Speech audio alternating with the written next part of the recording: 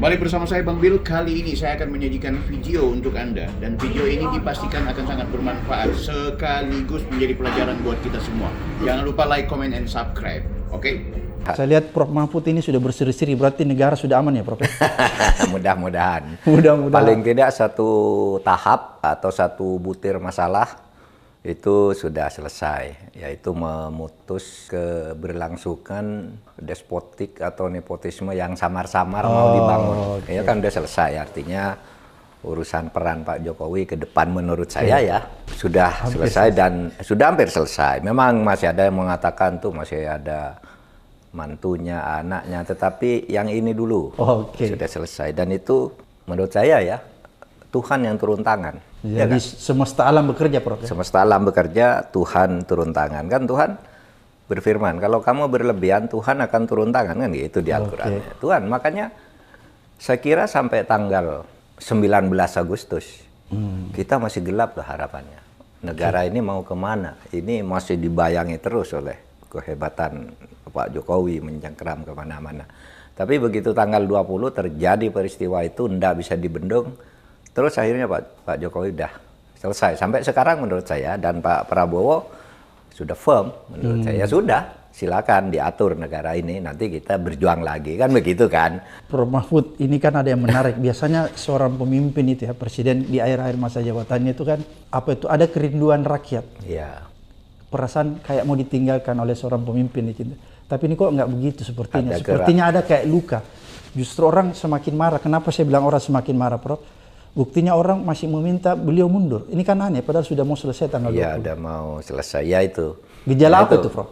Kalau saya pernah mengatakannya karena sudah akumulasinya udah terlalu besar yang setiap orang mengingatkan itu ditutup dengan buzzer, dengan apa gitu, kemudian ditutup dengan isu baru dan sebagainya, sehingga hilang-hilang orang akhirnya tidak tahan lagi. Lalu makanya Tuhan turun tangan itu kan. Nah, orang akhirnya biasanya terharu ya kalau mau ditinggal ya. Iya, saya lihat gitu, tapi ini kok nggak terharu. Sekarang enggak, muncul sedikit dikebuk, muncul sedikit dikebuk. Gitu. Dan itu bisa kita sedih juga punya presiden. Jadi Prof Mahfud termasuk orang yang salah satu sedih mau ditinggalkan Pak Jokowi ya? Enggak. Maksud saya termasuk orang yang menilai kenapa orang enggak sedih gitu. Gitu. Sedihnya itu karena orang tidak sedih, bukan karena sedih. Bukan karena sedih mau ditinggal Pak Jokowi. Sedih juga karena kok orang bisa tidak sedih. Biasanya kan orang sudah mau berhenti kurang sebulan gitu. Kayak dulu kan kita melepas Pak SBY, melepas Bu Mega kan terharu.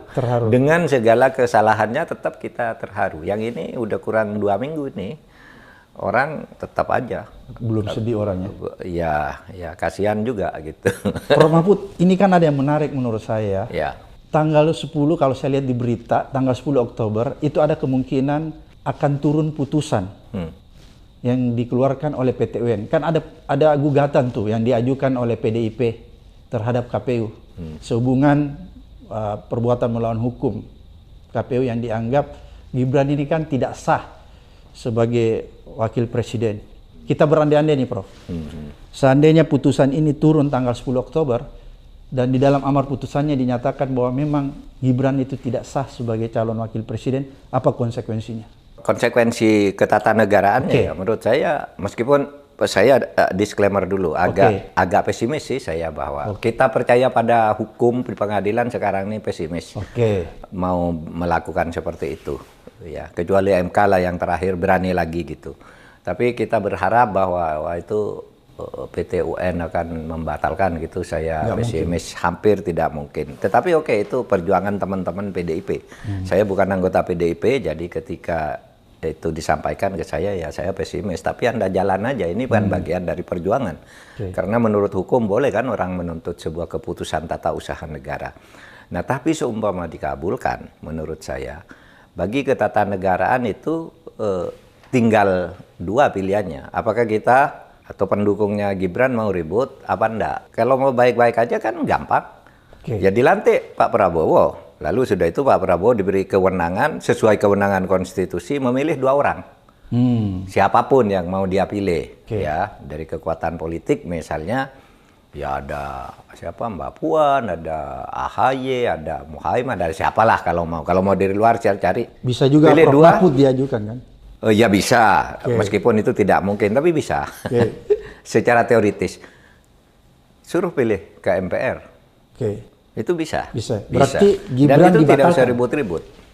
Berarti Gibran dibatalkan. Iya, kalau PT UN memutuskan itu kan, iya, bisa. Kalau meskipun sebenarnya PT UN itu pada dasarnya tidak boleh memutus beberapa hal. Makanya saya katakan pesimis.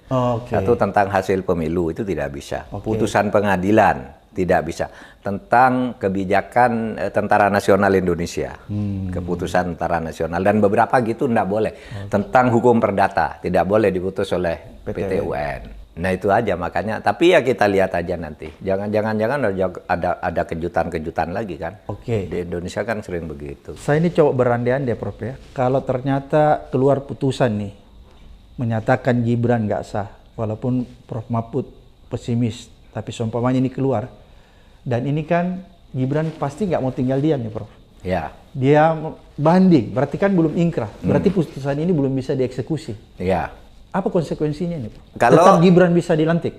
Gini, kalau putusan PT UN itu kan tidak menunda pelaksanaan itunya ya. Kalau misalnya belum inkrah, ya masih di ini dulu. Kecuali nanti inkrahnya sesudah dilantik di tingkat Mahkamah Agung baru diproses. Bahwa itu salah kalau dari awal. Ya memang itu problem hukum juga.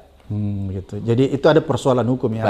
Akan ada persoalan hukum. Meskipun itu mungkin kecil ya. Akan ke situ. Saya justru melihatnya yang lebih besar sesudah itu. Ya, sesudah pelantikan dan sebagainya. Mungkin ada masalah-masalah hukum yang timbul.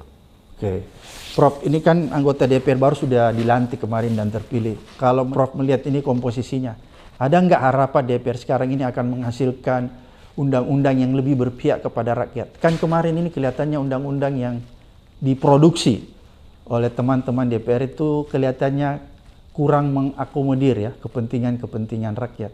Kalau Prof sendiri melihat, ada nggak ada harapan? Kalau melihat konfigurasinya sekarang, saya agak pesimis.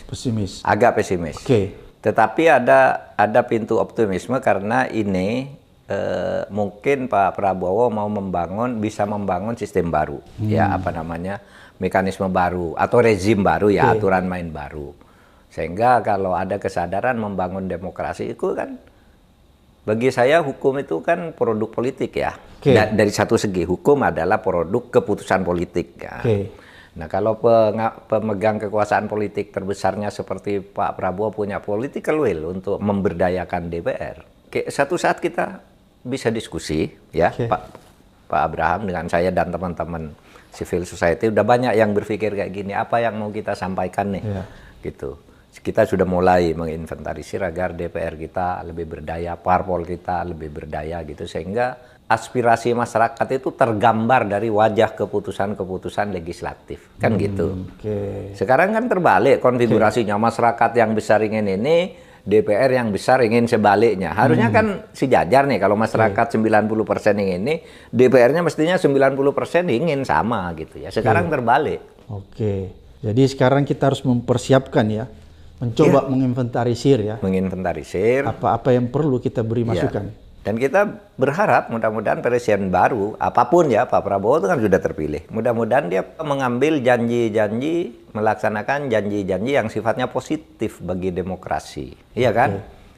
Dia misalnya mengatakan aparat pemerintah itu jangan menggunakan intel untuk mematai-matai rakyatnya. Kan udah dikatakan kan, artinya aspirasi rakyat jangan ditutup dengan intel. DPR, wah ini yang hebat kan pidatonya DPR yang bisa kita tagih tuh. Waktu pidato di Rakernas Partai Demokrat dan pelantikan anggota DPR Partai Demokrat, 2 kali pernyataannya, pokoknya kamu jangan korupsi, kan gitu kan, semua dituding kalau korupsi saya pecat, macam-macam. Yang di Demokrat lain lagi, yang di depan DPR-nya, apa katanya? Kamu semua harus bekerja untuk rakyat. Jangan sampai korupsi, gitu. Kalau saudara melihat saya menyeleweng, tinggalkan saya. Nah, gitu kan bagus. Itu menurut saya, itu kan Pak. Harapan. Itu harapan, karena apa? Pak Prabowo itu seorang prajurit. Prajurit itu biasanya, kalau kata gitu, ya gitu. Tapi nggak tahu kalau terkontaminasi politik besok ya. Itu saya kira penting untuk kita ingatkan terus bahwa Pak Prabowo pernah mengatakan itu. Pernah mengatakan kalau korupsi tidak diberantas, negara bisa bubar. Pernah mengatakan bahwa tidak boleh ada kleptokrasi, kan gitu kan. Pidato-pidatonya tuh masih dapat dengan mudah dipanggil di digital kan. Prabowo dan kleptokrasi muncul semua tanggal sekian, bilang ini sini Prabowo dan korupsi partai ini keluar semua kan. Ada nggak di pidato itu Pak Prabowo secara eksplisit menyinggung tentang tidak bolehnya orang melakukan praktek nepotisme? Saya tidak mencari, nanti saya cari. Oke, menarik Prof. Tadi Prof mengatakan bahwa Prabowo dengan secara eksplisit menyatakan bahwa orang nggak boleh korupsi. Iya. Berarti kalau begitu kita bisa kalau saya yang korupsi, tinggalkan saya, kan gitu. Oke, berarti kalau begitu bisa nggak saya katakan begini, pemerintahan Prabowo ini kita harapkan IPK Indonesia membaik, satu. Indeks persepsi korupsi ya. Terus kemudian indeks demokrasi kita juga membaik. Ketiga, indeks penegakan hukum juga kita membaik. Kan indeks penegakan hukum kita buruk, Prof. Buruk. Apakah dengan pidato itu Prof Mahfud bisa mengambil satu kesimpulan sementara bahwa itu adalah pesan yang disampaikan untuk memperbaiki indeks IPK kita, IPK, kemudian indeks penegakan hukum kita. Demokrasi, penegakan hukum. Iya. Saya kira itu pesan. Hasil SIGI tentang indeks itu semua adalah pesan kepada kita. Dan Pak Prabowo sudah menyampaikan pesan juga. Meskipun tidak langsung pada 3 SIGI. Pesannya kan mengatakan, itu pidato-pidatonya itu mau menegakkan hukum, mau memperbaiki demokrasi, lalu memberantas korupsi, kan itu kan. Dari situ. Kalau yang paling jelas itu korupsi yang dikatakan oleh Pak Prabowo, dan kleptokrasi. Kleptokrasi itu berkali-kali ternyata saya buka lagi di Google. Berkali-kali Pak Prabowo menganggap Indonesia negara maling. Ketika beliau belum jadi presiden. Indonesia negara maling, kata dia. Jadi pemimpin tuh jangan jadi maling dan jangan mau dipimpin oleh maling. Itu pernyataan Pak Prabowo. Tercatat, tertulis gitu di koran-koran mainstream waktu itu ada. Jadi ini menjadi harapan kita semua ya, Prof? Ya, kita mengatakan ini karena kita berharap kepada, ya kita sebut beliau sudah secara konstitusional sudah presiden elect. Prof Mahfud, kalau kita lihat ini kan DPR ini tiba-tiba sepertinya saya membaca, walaupun dia membungkusnya dengan istilah rekonsiliasi nasional, membungkusnya dengan kata-kata itu bahwa yang diistilahkan TAF MPR, mengenai Soeharto, mengenai Gus Dur, semua itu akan direhabilitasi demi untuk rekonsiliasi nasional. Apakah benar yang disampaikan DPR itu bahwa tentang Soeharto itu termasuk TAF, Gus Dur juga TAF? Ada 3. Pertama begini, bagi saya itu apa yang dibuat MPR itu tidak punya nilai hukum sama sekali. Karena itu bentuknya hanya surat. Jadi bukan TAF MPR? Bukan TAF MPR, saya bawa tuh. Bahwa itu surat dari MPR kepada keluarga Bung Karno, surat dari MPR kepada fraksi PKB, dan surat dari DPR kepada keluarga Soeharto. Itu tidak punya nilai hukum karena pertama begini, sejak tahun 2002 ketika selesai amandemen Undang-Undang Dasar, MPR itu bukan lagi lembaga tinggi negara, sehingga tidak boleh membuat TAP baru atau mencabut TAP lama. Nggak boleh sejak itu. Karena TAP itu harus cabut dengan TAP. Dan TAP itu harus oleh MPR sebagai lembaga tertinggi. Sejak 2022 tidak. Tidak lembaga tertinggi. Itu lembaga yang secara horizontal, fungsional sejajar dengan Presiden, dengan DPR, DPD. Nah, oleh karena tidak boleh membuat TAP baru, maka pertanyaannya begini, loh, akan ada TAP MPR tuh sebanyak 139. Sejak tahun 1960 itu ada 139. Ini mau diapakan nih? Ini kan sudah peraturan sejak sebelum MPR diturunkan kedudukannya gitu. Lalu dibuat satu TAP. 139 ini kedudukannya begini, ada 3 dicabut. Ada 3 masih diberlakukan, ada 8 berlaku sampai selesainya isinya, lalu ada yang dicabut. Nah, yang dikeluarkan oleh MPR ini Yang tiga ini, yang untuk Bung Karno, untuk Presiden Soeharto, untuk Gus Dur, itu tidak ada tab baru, hanya surat biasa. Oleh sebab itu tidak punya akibat hukum. Cuma memang terutama yang Pak Harto gitu ya, yang pencabutan tab 11 nomor 1198 tentang pemberantasan korupsi, kolusi, nepotisme, itu di situ ada nama Pak Harto. Itu tab yang tidak boleh dicabut. Sehingga surat MPR kepada keluarga Pak Soeharto itu hanya menyatakan kasus untuk pribadi Soeharto sudah selesai. Karena apa? Karena yang sudah meninggal kan hukum pidana gitu kan. Kalau sudah meninggal ya tutup. Gugur kan? Cuma itu isinya. Tetapi isi tab itu sendiri tidak dicabut. Tidak ada pencabutan tab dan memang tidak boleh. Jadi masih berlaku dong ya? Masih berlaku dong. Untuk pejabat, untuk korone, itu masih berlaku. Kesalahan MPR itu menjelaskannya keliru. Seakan-akan ada pencabutan tab. Gitu. Dikesankan. Padahal tidak ada. Saya punya suratnya, itu surat biasa dari MPR. Tidak punya bentuk hukum apapun. Gitu. Tetapi politisnya itu kan soal yang untuk Bung Karno dan untuk Gus Dur itu memang bisa. Isi surat MPR itu surat biasa, tapi memang bisa menjelaskan karena memang itu sudah dicabut oleh tab nomor 1 tahun 2003. Dua tab yang untuk Bung Karno nomor 33 itu pemberhentian Bung Karno, dan yang untuk Gus Dur tab nomor 2 tahun 2001 itu memang sudah dicabut oleh tab nomor 1 itu. MPR hanya mengklarifikasi istilahnya. Kan pidatonya Pak Bambang mengklarifikasi, kan gitu kan? Bahwa ini memang sudah tidak berlaku sehingga boleh digunakan kalau mau minta gelar pahlawan, kan gitu kan? Nah, bagi saya kalau soal gelar pahlawan, pertama Bung Karno itu sudah gelar pahlawan proklamator. Pahlawan proklamator itu diberikan oleh Pak Harto dulu. Pahlawan proklamator itu berarti semua gelar pahlawan melekat pada proklamator ini. Itu pun masih ditambah lagi, gelar pahlawan nasional. Iya kan? Udah selesai Bung Karno sebenarnya. Cuma punya nilai politis bahwa MPR mengatakannya udah selesai gitu dari surat itu. Gus Dur juga, dia bisa menggunakan itu karena syarat untuk menjadi pahlawan itu melekat pada Gus Dur. Karena dia kan tidak pernah dihukum penjara.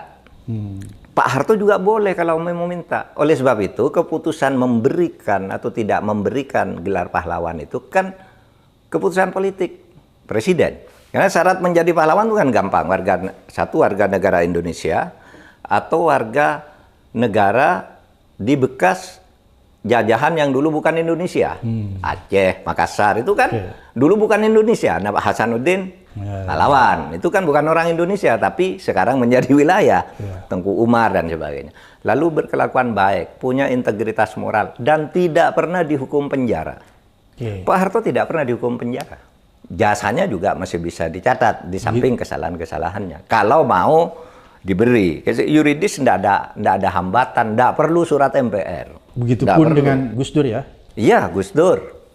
Kalau Gus Dur itu problematik memang, ya sudah pasti bisa, lebih bisa lah dibandingkan Pak Harto.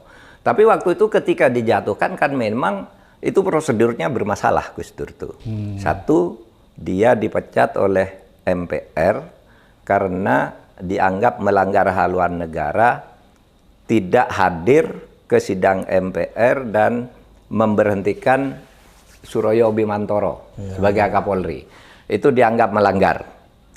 Nah, kalau melanggar gitu kan aturannya harus ada memorandum. 1, 2 baru diberhentikan. Ini baru melakukan 2 hari gitu langsung dipanggil sidang, langsung diberhentikan.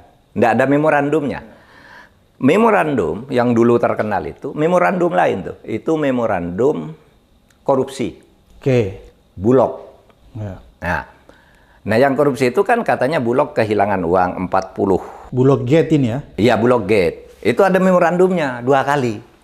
Tapi ini tidak diteruskan, tiba-tiba muncul kasus lain yang pemecatan ini. Berarti ini kan salah nih.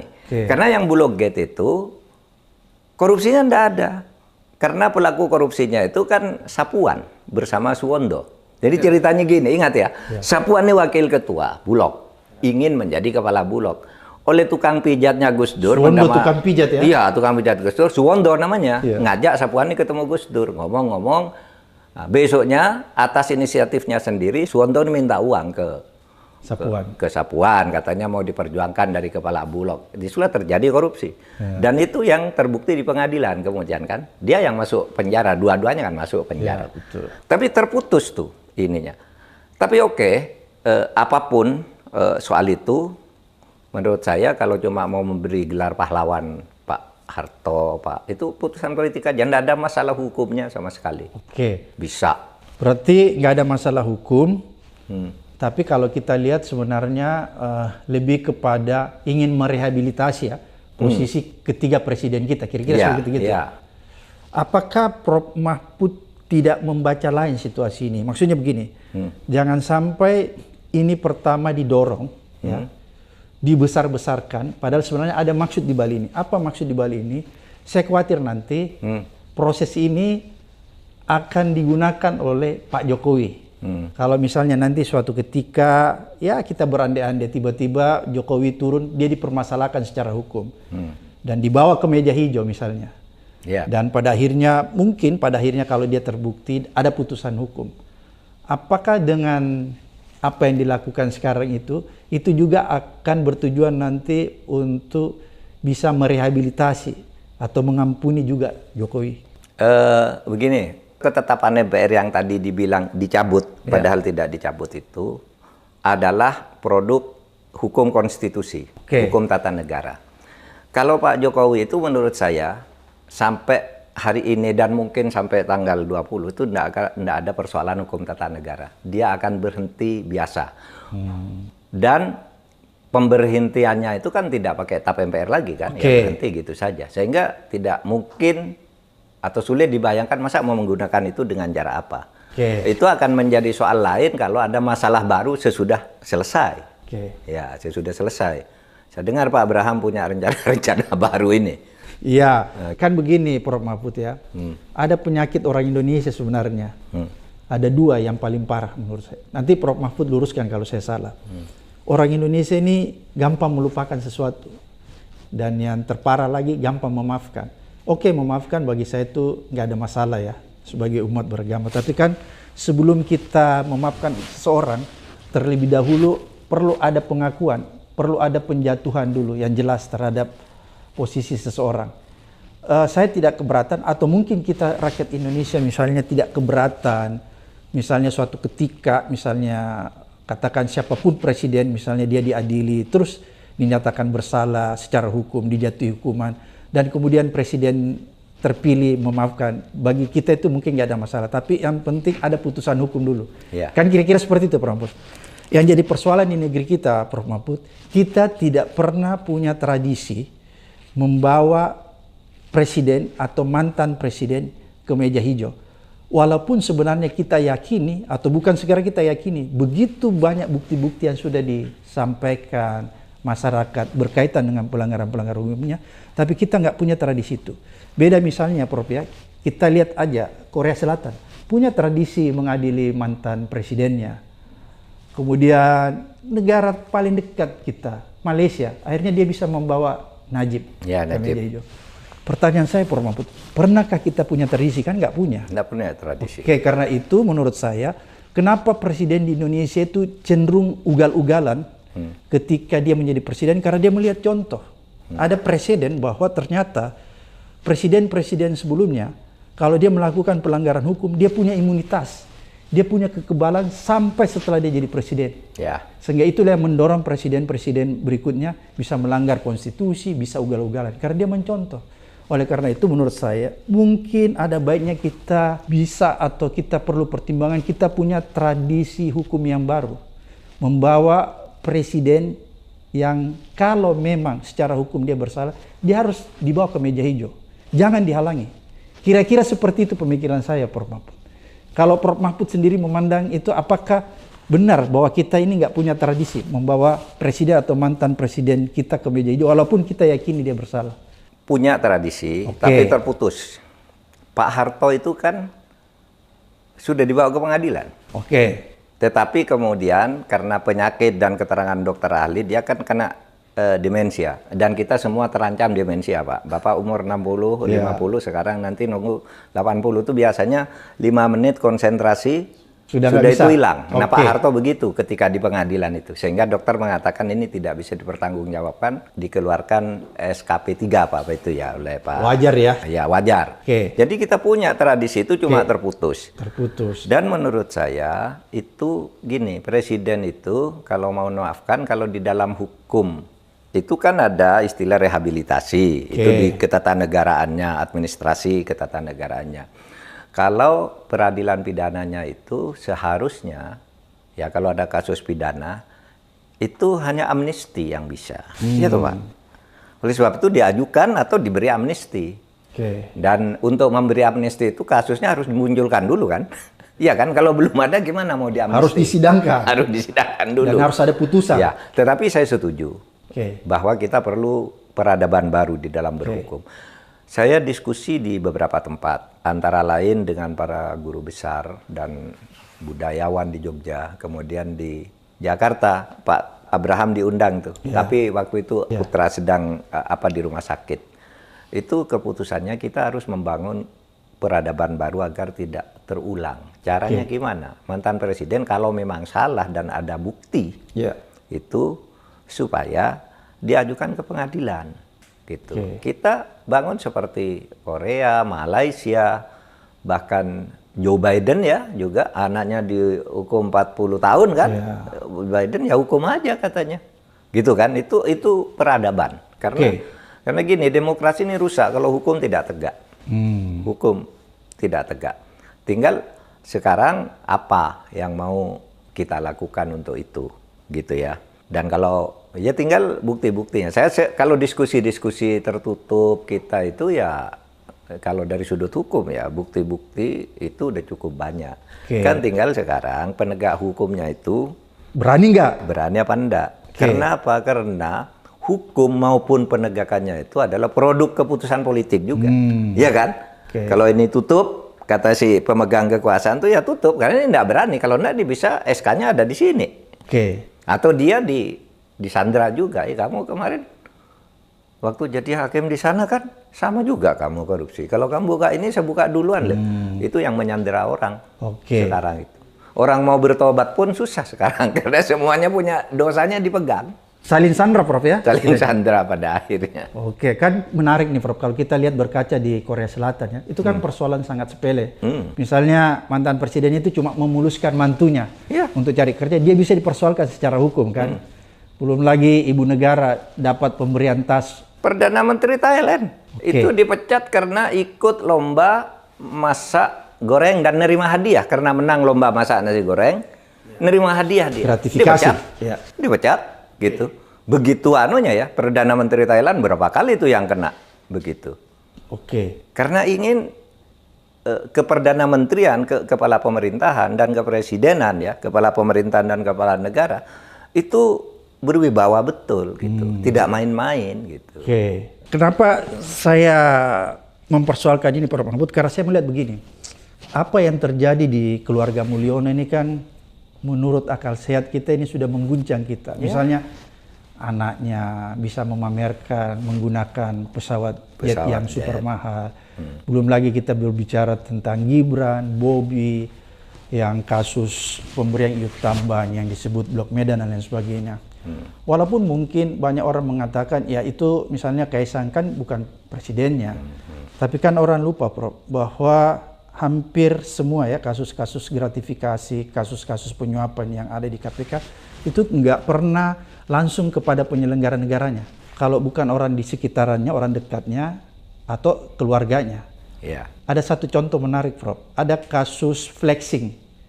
Kemewahan yang dilakukan keluarga Kepala Bea Cukai Makassar. Kan dia flexing tuh dari awalnya.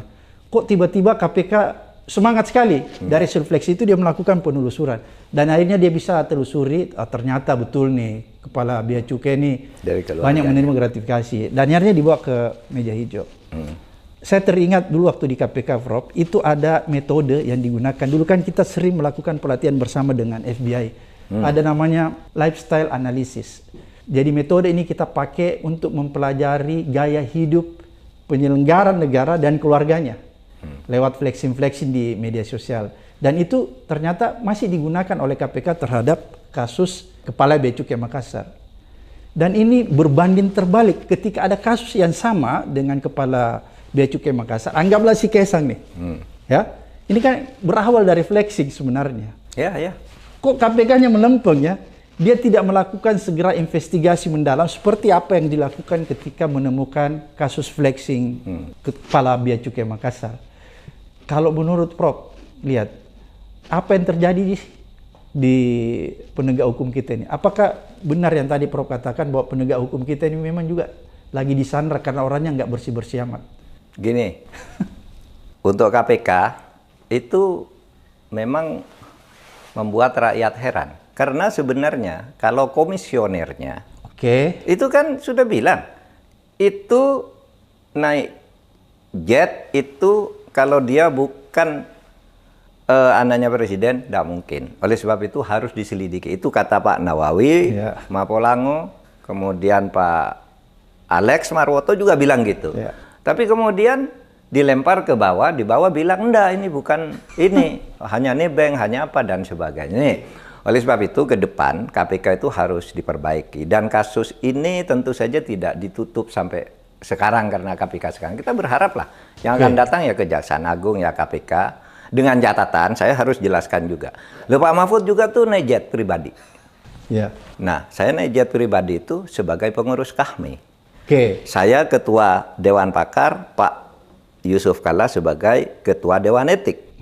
Nah, kami bersama berangkat. Dan saya nyumbang uang ke KAHMI karena sebagai semua pengurus. Masih ada kwitansinya.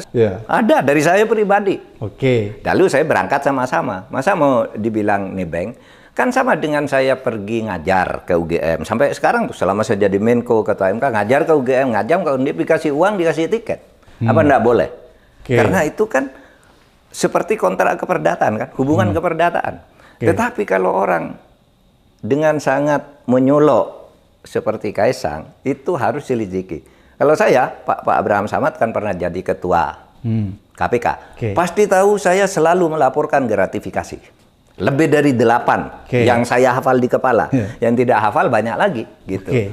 Selalu lapor yang kayak gitu-gitu. Tapi kalau keperdataan ya mau apa? Misalnya kan banyak tuh yang aktivis-aktivis jadi komisaris BUMN ini juga ngajar kemana-mana apa dia lapor. Gitu kan? Karena itu hubungan keperdataan kan. Tapi kalau yang Kaesang ini kan menarik nih.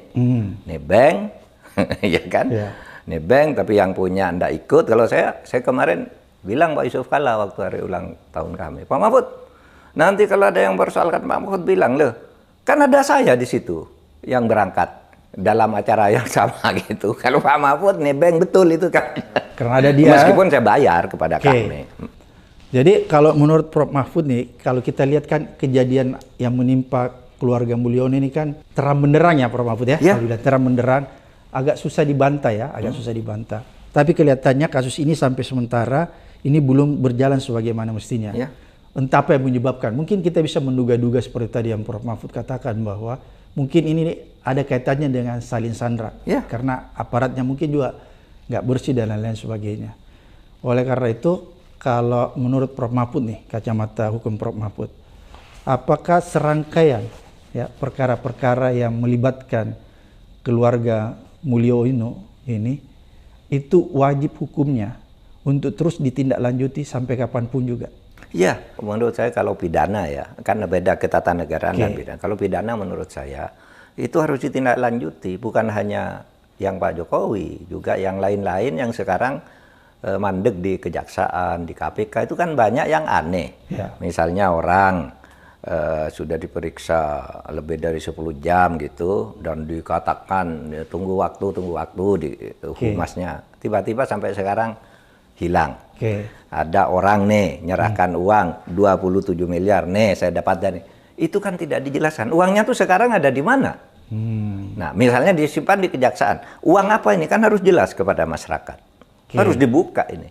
Nah, sekarang ini karena ini berkait dengan soal-soal politik ini semua masih terhenti di sini. Nah, saya berharap Pak Prabowo tidak perlu terlalu aktif untuk menindak itu.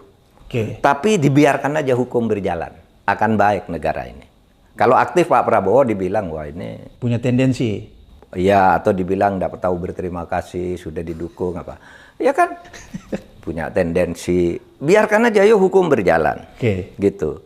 Ya sewajarnya aja, kita juga kan tahu ya, aktivis penegak hukum tahu juga tidak akan bikin kegaduhan yang tidak perlu kan gitu ya. Ini penegakan hukum aja. Bikin kegaduhan juga kita kan tahu batas-batas bagaimana menjaga negara ini agar tidak gaduh terus, tidak runtuh dan sebagainya, kita tahu. Tapi penegakan hukum itu menurut saya kunci. Kalau ini tidak menjadi komitmen, ya suram ke depan masih tetap aja. Akan tetap. Prof. Mahfud, ini kan kalau kita mencoba membanding-bandingkan, sebenarnya pertanyaan ini saya agak ragu apakah Prof. Mahfud mau menjawab apa tidak, tapi terserah Prof. Mahfud.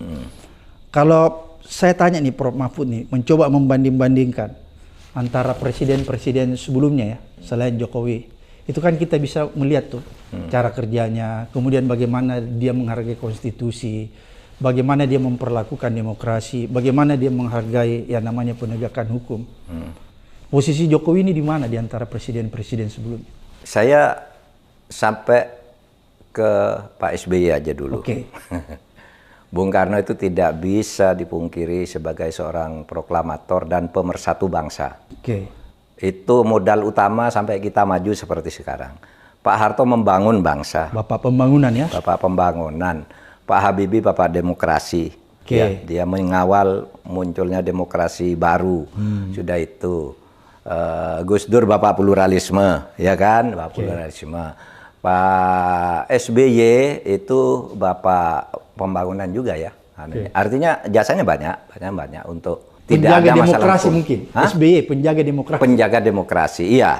Bu Mega itu orang yang paling konsisten, tegas menegakkan konstitusi tanpa bisa ditawar.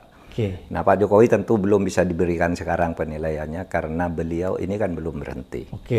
Orang tidak juga bisa secara terbuka akan mengatakan ini anunya gitu, ya kan? Jadi kita belum bisa memberikan penilaian, tidak adil ya?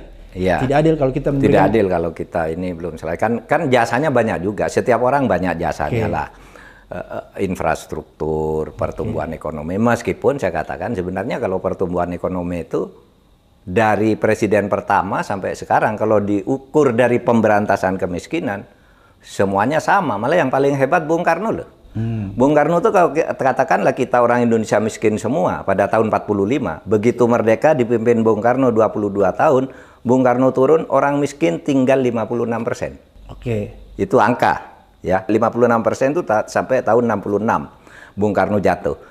Diganti oleh Pak Harto jatuh tahun 98, angka kemiskinan tinggal 18%. Artinya linier, pertumbuhan itu linier, bukan karena orang hebat tertentu hebat sendiri, enggak, itu linier. Siapapun presidennya maju. Pak Harto jatuh tinggal 18%, muncul reformasi, berhenti di SBY, tinggal 11,7% orang miskin. Pak Jokowi mimpin tinggal 9,3%. Kan gitu kan? Itu linear aja, tidak bisa orang mengatakan tuh yang paling berjasa Pak Jokowi, yang paling berjasa Pak. Enggak, kalau ekonomi itu linear. Seperti halnya pendidikan itu linear. Siapapun presidennya itu akan maju. Gitu. Sehingga tidak bisa orang mengklaim hanya Pak ini, kalau tidak ada Pak ini enggak bisa, enggak. Semuanya punya. Tapi kan ada yang bisa dipotret secara langsung, Prof. Misalnya demokrasi. Pak Jokowi ini kan nyata-nyata kalau demokrasinya nih ya tanpa kita beberkan ini dari A sampai Z itu kan luar biasa. Dia tidak menghargai demokrasi. Ya itu bisa kita lihat dengan berbagai macam produk ya. Misalnya bagaimana cawe-cawenya di Pilpres, bagaimana cawe-cawenya di MK dan lain-lain sebagaimana. Bagaimana dia memaksakan kehendaknya agar anaknya bisa lolos. Ini kan seolah-olah merusak demokrasi dan nggak bisa terbantahkan, Prof. Seperti itu kira-kira. Dan yang paling menyedihkan yang digunakan sekarang pengadilan. Hukum ya. Dulu nggak ada yang gunakan pengadilan, otoriter ya otoriter gitu aja. Sekarang pakai pengadilan. Iya kan? Dan kita mengatakan ini udah terbukti, ya kan? Udah terbukti kan? Putusan MK, putusan Mahkamah Konstitusi, putusan Pengadilan Jakarta Utara kan semuanya menorak-norak semua tuh. Akhirnya diputus oleh pengadilan yang lebih tinggi salah. Diputus lagi oleh MK itu salah. Itu menggunakan pengadilan. Prof. Mahfud kan sudah keluar nih waktu ketika Jokowi mulai cawe-cawe di MK dan lain sebagainya, sudah maju sebagai wakil presiden. Kaget nggak Prof. Mahfud itu melihat tabiat politik Pak Jokowi yang dengan mudah dan gampang menginjak-injak konstitusi. Kaget nggak? Karena kan Prof. Mahfud ini sempat akrab nih. Iya, saya katakan saya tuh kagetnya sejak tahun 2022. Terus terang, kita dulu kan pendukung setianya gitu ya. Tapi 2022 tuh ketika sudah mulai muncul gerakan-gerakan, ya tidak Pak Jokowi langsung, tapi dia membiarkan gerakan beberapa menteri, orang-orang DPR untuk mengubah periode jadi 3 periode gitu kan. Bahkan udah datang ke saya di lobby juga itu. Gampang Pak itu. Apa? Undang-undang dasar diubah. Gimana caranya? Kalau biar Pak Jokowi tidak ketahuan, Pak Jokowi suruh umroh dulu. Oh jadi termasuk Prof. Mahfud di lobby nih? Oh iya. Oke, siapa itu yang melobi? Oh nantilah. Nanti harus ditulis 10 tahun yang akan datang. Oh, buku putih ya, Prof? Ya buku putih nanti, jangan sekarang. Masih ada, orang-orangnya masih hafal di sini semua. Pokoknya umroh 3 hari, nanti kita sidang MPR kali. Pasal yang menyatakan presiden hanya dipilih 2 periode itu diubah. Pagi dibuat panitia kerja, siang diplenokan, sore disahkan, besok presiden sudah bisa langsung perpanjang jabatannya. Sesimpel itu ya? Oh iya, itu kalau main-main kan konstitusi, kalau orang nakal kan tinggal dukungan suaranya berapa. Sepertiga mengusulkan, 2/3 setuju, di voting dari 3/4 hadir, dari 3/4 itu di voting 50% setuju udah selesai. Bisa sehari. Kalau orang nakal ya. Makanya moral hukum itu penting, bukan hanya prosedur hukum. Moral hukum itu penting. Paling tertinggi ya. Nah sejak itu Pak Abraham, saya itu mulai curiga. Lalu ada upaya perpanjangan lagi. Udahlah kalau nggak bisa 1 periode, tambah 2 tahun aja kan COVID-nya 2 tahun. Jadi itu bisa dengan ketetapan MPR dan macam-macam. Saya bilang nggak bisa. Apalagi Bu Mega keras kan. Beberapa partai keras waktu itu. Bu Mega yang paling keras. Pokoknya menolak perpanjangan, menolak apa gitu kan. Ya saya termasuk di barisan ini nggak bisa. Lupa Mahfud kan enak, bisa langsung perpanjangan jabatan menteri, iya kan? Diiming-imingin ya? Diiming-imingi, meskipun itu belum tentu juga. Tapi iming-iming itu kan menarik kalau bagi orang yang ingin. Haus kekuasaan. Iya. Pak Mahfud enak, diperpanjang, langsung jadi menterinya 10 tahun atau 2 tahun lagi, gitu. Iya kan? Menko Polhukam apa? Wah saya bilang bukan itu masalahnya, ini masalah konstitusi, Bung. Saya bilang masalah konstitusi, nggak boleh begitu. Gitu. Nah yang begitu-gitu. Nah sehingga kalau dikatakan gimana menurut Pak Mahfud demokrasi, sekarang ini banyak demokrasi itu mau ditelikung dengan konstitusi. Tentu orang banyak yang marah saya mengatakan begitu. Pak Mahfud dulu kan Menko, kenapa diem aja? Saya enggak diem waktu Menko. Saya bergerak dengan cara saya. Oleh sebab itu saya ikut menggagalkan upaya itu. Iya kan? Iya dong. Saya ikut menggagal, termasuk partai apa yang tiba-tiba menang di pengadilan mau menunda pemilu. Itu kan mau memperpanjang jabatan. Isinya itu, keputusannya itu, tahapan pemilu harus diulangi dari awal. Iya kan, ingat kan? Di bulan April tahun 2023, coba. Tahapan pemilu sudah selesai, pencalonan udah. Tiba-tiba muncul putusan pengadilan Jakarta Utara. Tentu kita tidak bisa mengatakan, oh itu yang main ini itu gitu. Tapi kita tahulah itu. Sekurang-kurangnya itu tidak boleh terjadi kan. Nah, yang seperti itu kemudian saya mulai sadar. Ya, mulai kok begini ya gitu ya. Ya kebetulan saya merasa alhamdulillah saya kalau gitu sudah di luar gitu. Sehingga saya bisa bicara lebih terbuka tentang itu dan ikut mendorong gerakan-gerakan yang ingin menyelamatkan demokrasi. Oke, Prof. Mahfud, apa yang paling urgent yang Prof. Mahfud mau sampaikan ini berkaitan dengan pengalaman buruk kita ya, menerima demokrasi yang begitu hancur di era rejim Jokowi. Apa yang paling penting yang Prof. Mahfud ingin sampaikan supaya tidak terulang lagi nih? Gini, kalau konstitusi tidak ditaati dan ditukangi, itu akibatnya hanya 2. Satu, akan muncul kekuasaan sewenang-wenang, atau anarki di bawah yang menghancurkan kekuasaan sewenang-wenang. Itu hanya 2 pilihannya. Oleh sebab itu, mari jaga demokrasi ini dengan penegakan hukum agar negara ini jalan. Kalau enggak, Anda main-main bisa digergaji dari bawah, bisa berbahaya dari atas. Iya kan? Perancis dulu kan main-main dengan demokrasi terlalu bebas, konstitusinya dimainkan, terus apa yang muncul? Napoleon. Kekuasaan totaliter. Tapi sebelum itu kekuasaan totaliter karena main-main juga dibongkar oleh rakyat dengan revolusi 1789, ya kan? Jadi kita sudah mari belajar pada sejarah di masa lalu dan masa kini di berbagai dunia. Kalau hukum itu tidak ditegakkan, demokrasi ditelikung dengan permainan formalisme hukum, itu ya akan seperti sekarang. Kehancuran ya? Iya. Seperti sekarang kita ini, nggak bisa Anda terus nerikungi, rakyat akan bergerak. Atau kalau rakyat tidak mampu bergerak, itu akan muncul totalitarisme yang sangat berbahaya yang pada saatnya juga akan menggerakkan rakyat. Saya begini, saya cerita. Saya dulu dapat penghargaan tokoh di Udayana. Lalu rektornya berpidato begitu, kita mempunyai tokoh yang luar biasa dalam penegakan hukum. Oke guys, demikian informasi dari video tadi. Mudah-mudahan sangat bermanfaat buat kita. Jangan lupa tetap bersama channel Bang Bill. Kita akan dapatkan video-video berikutnya.